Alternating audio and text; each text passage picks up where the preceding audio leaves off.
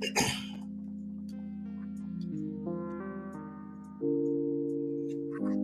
everybody. It's Dr. Rick dropping in on you. Hope everybody's doing great. Today is Tuesday, so this means it's Transformational Tuesday. We're going to talk about the 7 C's of power and transformation and power and success. Real briefly, for those of you who may be interested in working with me in one way or another, look in the description box. There's a link to our Mind Unleashed course. Or if you want to work directly with me, there's a link to our page that shows the different opportunities I offer to work with me, anywhere from 12 weeks up to 52 weeks. So check the description box. Look, everybody talks about positive change. Everybody talks about wanting something different, something more, something better. But when you get down to it, very few people have clarity and understanding in what it will take for them to achieve this new level of success, new level of freedom, new level of power, new level of joy and fulfillment. Whatever it is that they're striving for, they know they want it. They know it's better than what they have, but they're not sure exactly where, what, and how. And they don't have clarity of vision and what it takes to get there. And so they frustrate themselves with a desire for something that they're teaching themselves they can't have. Now, the truth of the matter is, yes, you can have it. Yes, you can change your life. Yes, you can achieve the level of success you want in any area if you are committed, if you're willing to follow a pattern that is proven, if you are willing to go all in and stay in until you get the results that you're looking for. The problem is people quit, people turn around, people give up. Today, I want to talk to you about the 7 C's of transformation, power, and success. I want to talk to you about it because, to me, when you give someone something that's easy to remember, you align it with some form of an acronym or something like that, you can get to it. But I call it the 7 C's of power and success. And the first two are very important. These are the two most important, and it's because it's directly associated with you. The other 5 are associated with those you have in your circle, and they're immensely important as well. But I want to get to the first two. The first one is commitment. Without commitment, nothing else is going to happen. Commitment means that I am committed to going the distance. I am committed to finishing what I started. I am committed to engaging, enduring, being persistent and resilient until the point of achieving what I have set my mind to do. That is commitment. Commitment says no matter what happens, I'm in this thing. Commitment says there's not a level of darkness that will drive me out. Commitment says that no matter how many days of delay I experience, I will not give up. Commitment says that there's not a person that can stand in my path that will cause me to retreat from the vision, the dream, the desires, the hopes, and the aspirations that lay before me. I'm pushing through until I get what I want. I don't care how long it takes. I'm going in to get it. That's commitment. If you don't have commitment, you might as well shut everything else down. If you don't have commitment, you're going to run into things that are going to make you fold, make you quit, make you afraid, make you whimper, drive you back to your corner of comfort. At some point, you're going to have to wake yourself up and say, I'm committed. And then after committed, the second C is clarity. You know how many people are committed, but they don't know what they're committed to? You would be surprised. People know something. They're out there driving and striving. Now, I'm going to tell you what the dangers are of the person who is committed but unclear. See, if you don't have clarity of vision, you don't know where you're going. If you don't have clarity of vision, you don't know how to mark out the path. It's kind of hard to go somewhere when you don't know where you're going, but you're determined to go, so you march out. Now, the person who has this commitment also has this high level of drive. There's a problem when you have commitment and drive and you don't know where you're driving to. Now, you'll have these periodic experiences of elation and success, and you'll be looking around and you go, oh my God, But you can't repeat it. Why? Because number one, you don't know how you got there, because you don't have a plan. You're just driving. See, you'll get there, you'll hit something, it'll be great, it'll be exciting, it'll be fun for a while, but then you'll look up and you're trying to get that same thing again, and you can't, but you don't even know how you got there. You don't know where you found it at. You don't know where you hit it at. You have no way of measuring your movement because you don't know where you're going. You need clarity of vision. You need a clarity of, what do I want in this life? If it's financial freedom, what's the number? What amount of money will set me up for life based on how I want to live my? Everybody doesn't want the yacht. Everybody doesn't want the private plane. Everybody doesn't want a private island. So everybody's number is different, but you need to know you're different based off of how you want to live your life. What does financial freedom look like to you? You need a number for it. And you need also a vision of the things you want to do with what you're obtaining. And obviously, if it's all selfish, you're going to have a problem anyway. What part of what you're doing is given towards something else? What part of your achievement is being placed in giving something to someone else, or a situation that advances the causes and the lifestyles and the quality of life for others? You're here to be a blessing. And in order to be a blessing, you will be blessed, but you have to also be a blessing. If nothing's going out, eventually stuff will stop coming in. You got to understand that this is about what you are going to do in this world outside of look at yourself. Now, but the clarity is so important. So there's got to be a clarity of where you're going. Commitment and clarity are the things you got to look at. Am I committed? And every day you got to wake up and you got to renew the commitment. Today, I am committed to going the distance. I am committed. You make a commitment for life, and then you renew that commitment every day, and you refuse. My mantra every day: no 0 days. No 0 days. What does it mean? It means that there's not going to be a day that I wake up that I go to bed the person that woke up. There's going to be something that grows in me. There's going to be something that changes about me. There's going to be something I achieve and accomplish. There's going to be somebody's life I touch. It's got to happen. I refuse to go to bed the same person I woke up. I'm going to learn something. I'm going to grow in something. I'm going to touch something. I'm going to heal something. I'm going to do something that makes sure the world knows I was alive today. And that's the commitment. But then there are 5 C's that are about the people you have around you. You've heard me say over and over again that you are going to be the average of the 5 people you spend the most time around. You are going to be a reflection of the people you have in your circle. That who you have around you is so influential in what you will become. It's hard to become the right person, the best possible version of yourself when you don't have the right influences in your periphery. So then what do you need in your periphery? You need number one. My number one is what? The confidant or comforter. This is the one true friend. See, you got to be careful, because a lot of people show up in your life as friends. They're not confidants. They're what T.D. Jakes calls constituents or comrades. See, a comrade is somebody that's with you because you are going to the same place. You are for the same thing. Y'all have a mutual cause. They're not there for you. They're there for the cause. You just happen to be for the same cause, so you're riding together. The comrade is there with you because you have a common enemy. You have something that you are against, something you are fighting, and they are not there for you. They are there for the fight. You just happen to be fighting for the same cause. There's nothing wrong with constituents and comrades once you understand who they are, and you understand they're not there for the long haul. They're there for the cause. And when the cause is over, or there presents itself a more expedient way for them to achieve their cause, they're gone because it was never about you. But see, the confidant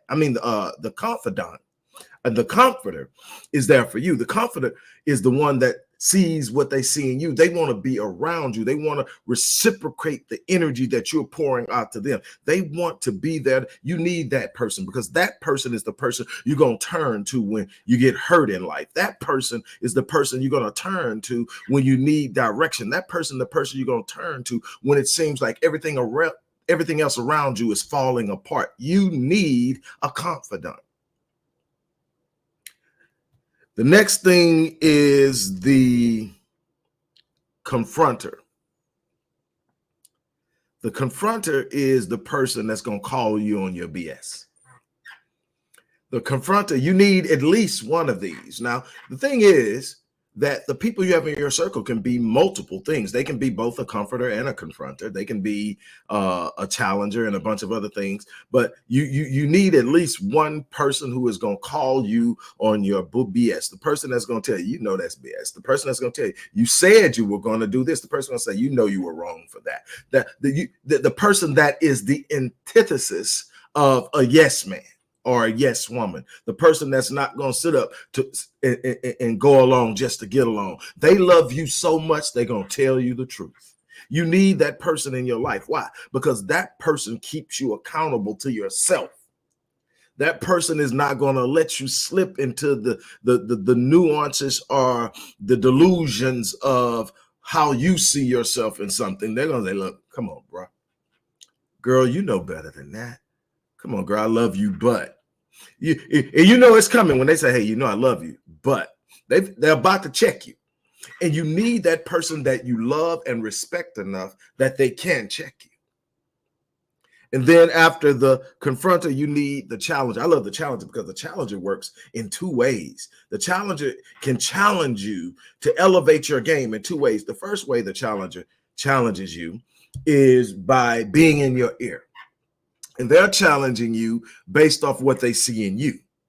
They're challenging you by saying, hey, you're better than this. Hey, I bet you can do this. Hey, I know you can do this. Hey, come on, go for it. Hey, you can do better than that. Hey, don't give up. They're challenging you to elevate, but that's not the only way a challenger elevates you. The challenger also elevates you because the challenger's on their game. So just watching the challenger do what they do challenges you to do what you need to do. You need that person in your life that's so on their stuff that you got to sit up and look at yourself and say, I'm slipping. I can't. You need that person in your life. You need that person in your life. After the challenger, there's the counselor. Now, this person you got to choose. And normally the counselor will be someone with more experience, a more equal and level demeanor, an ability to be unbiased in their observations.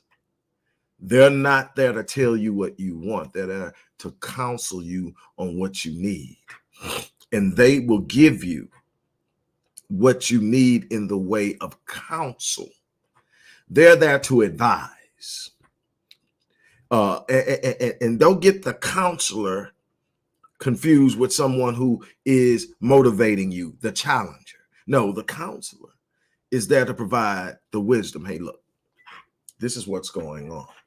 This is what's happening right now. What I suggest is, or hey, I've been there before. It's going to be okay. Don't let it discourage you. Whatever it is, they're there to counsel. And finally, you need the celebrator. The celebrator is the person that once you light your flame, they fan it. The celebrator is going to come up and they're going to toot your horn. They're going to tell you how smart you are, how brilliant you are, how beautiful you are, how strong you are, how gifted and talented you are, all these things. And you need someone to celebrate you because God designed us to respond to being celebrated. It starts early on in life. Celebrate your kid for doing something and watch how hard they go after you celebrate them. And it doesn't change. There's nothing that drives an adult male more than his woman celebrating him. If you want a man to do something, don't manipulate him. Celebrate him. Tell him how awesome he is when he does it. He's going to do it. And he's going to try to do it better than he did it last time. Well, imagine you've got somebody telling you how awesome you're doing something on a regular basis. They're fanning your flames. This is not a yes man either. They're not there telling you you're doing something you're not doing. They just see what you are doing. And they are totally in awe of it. And they want you to just keep doing it because it's something special in it. Now, you may have more than one of these, but you need at least one. And these are the things you need in your life. If you're going to be successful, you need to have clarity. You need to have commitment. You need to have clarity. You need to have a confidant. You need to have a confronter. You need to have a challenger. You need to have a counselor. You need to have a celebrator. You need to have these people in your lives. You need to have people in your periphery who are structured and strategically placed there so that you have yourself covered and surrounded by the things that will drive you upward. It's important that you understand that your space is also occupied by energy, and the energy is first being emitted by you, but it will also be emitted by the people around you. And the hardest thing to do is strive upward against negative energy. You want the wind to come out of your sail, let somebody negative walk in the room. They'll unplug the balloon. They'll put holes in the boat. They'll just, and they will have you confounded. And no matter how much you prepare for them, you may be able to overcome them, but it makes it so much harder. Just like this here, I tell people all the time, nobody has the right to be in my space. It's earned. It's earned by how you treat me. And I'm going to treat you equally or better, but it's earned by the role you play when you're in my space. I don't deal with negativity. I don't play around with doubt. The word can't is not allowed in the vocabulary of the people who surround themselves with me. We can say difficult. We can say challenging. We can say it's going to take some time, but we don't say can't in this thing because can't does not exist. It is a word that is diametrically opposed to faith, and we walk by faith in this world. Can't is diametric to faith. You can't have faith and be canting. You can't. So then if you're going to sit up and you're going to say you're walking in faith and you're operating in faith, put the word can't away. And then you start searching for the possibilities. You start building a mindset that's ready to confront the things you used to feel were impossible, and watch how those impossibilities become possible, and watch how your life changes. But it starts with your commitment. Again, I want to thank you guys for always dropping in. I know it's been a while. I really have taken some time over the last couple of weeks, and I haven't been consistent. I apologize, but as you know, we just recently buried my mom, and I had to admit over the last couple of weeks, I keep telling everybody, you're all right. How you doing? I'm good. I'm good. I'm good. And one of my boys says, hey man, no, really, how are you? And I had to admit I wasn't good. And so I had to deal with me. I had to take some time to myself. And I have to admit that I'm not going to be good for a while. I just lost my mom, and it's okay. But again, having the right people in your circle will help you make it through the most challenging of times. Again, I want to thank everybody. Also, don't forget, if you're looking to work with me or you want to start the transformational process, there are 2 offers inside of the description box. Look in the box. You can start with something simple like the Mind Unleashed course, or you can go in with me, but be prepared to put in the work, be prepared to be committed, be prepared to be pushed. But I promise you, I get results. So again, thank you guys. You guys have an unbelievable remainder of your day, and I'm going to do the same. On that note, as I always say, I live my life on full so that when I leave this place, I die on E. I challenge you to do the same thing. On that note, I'm out of here. Take care.